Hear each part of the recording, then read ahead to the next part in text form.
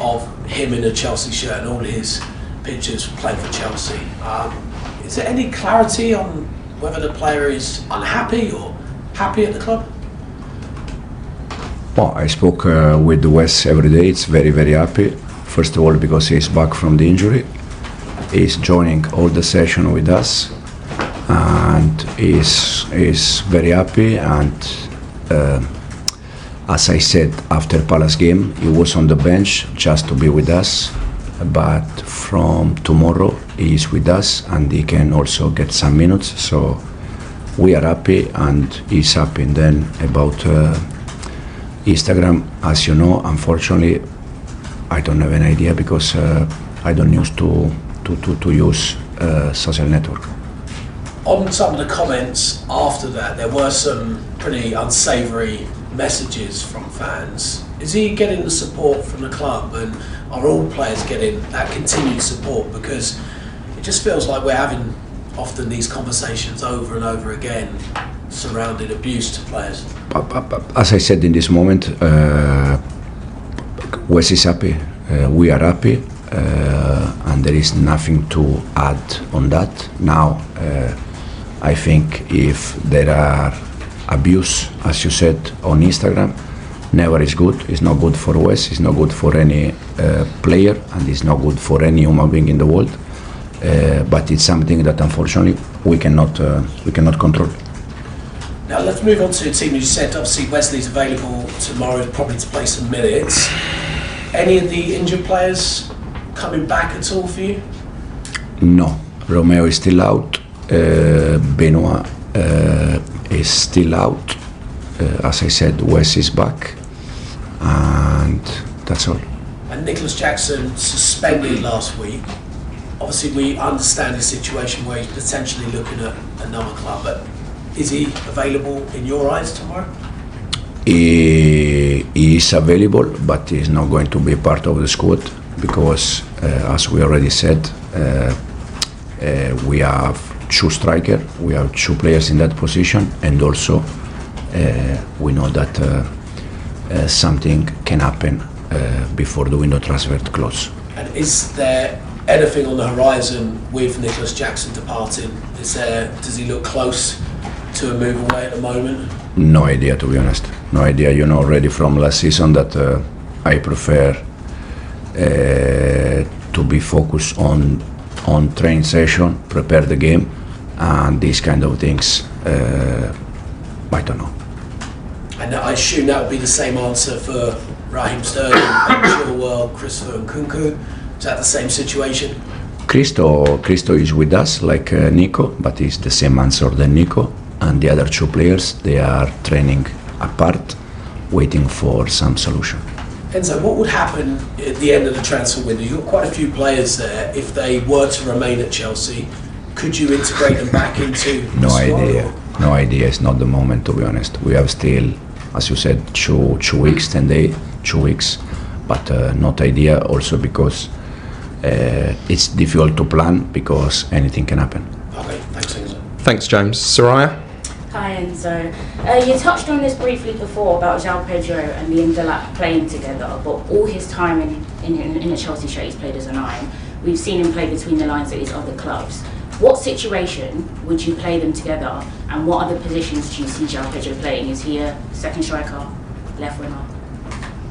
I think João with us, he can play the 5 position at front, the winger, wide or inside the pitch, or behind the striker. I think he can play in all the position for sure. Probably as a 9 or behind the striker is his best position, but he can play in all attacking position for us. You've spoken about how you view your defensive options, and you said it's not just being a central defender with Levi Colwill being out. It's about being used to the way you play, and Tosin's probably the best suited for that. But you've got Hato, you've got Achiampong needing a bit of time, Alcelminho as well. But are you going to change and adapt? Is this something in your mind that would be possible for you to do, not play and build up from the back? Or is it going to be a situation where if you don't get a centre-back, you're going to have to adapt and change that? No, there is not in my mind, in my view, not to play from the back. As we said many times, you can be a little bit more direct when you face team that they try to be high pressing, but it's not in my mind at all to play in different way. Then I said already we used Josh in the last game. We are trying to find some internal solution, and we see. And then you have West Ham next, first away game of the season. You beat them twice last season, so familiarity a little bit. What sort of tactical battle do you expect? Because last season you said, their pre-season, they haven't looked quite gelled yet. There's a little bit of pressure, even though we're at the start of the season. You said those teams are the most teams that you need to be wary of because they have something to prove. So what do you expect from that match? Tough game again. All the Premier League games, they are tough. They are difficult. If you remember the game at home last year was difficult game for us. They defend very well. Tomorrow I expect exactly the same.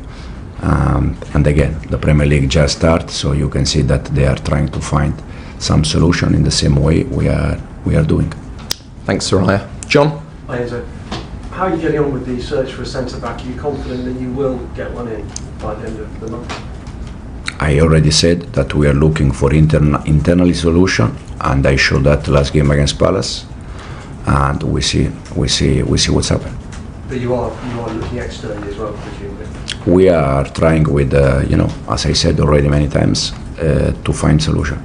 Is everybody on the same page? Is that now, of the players you want to bring in? Is that now the priority for everybody at the club to get a centre back?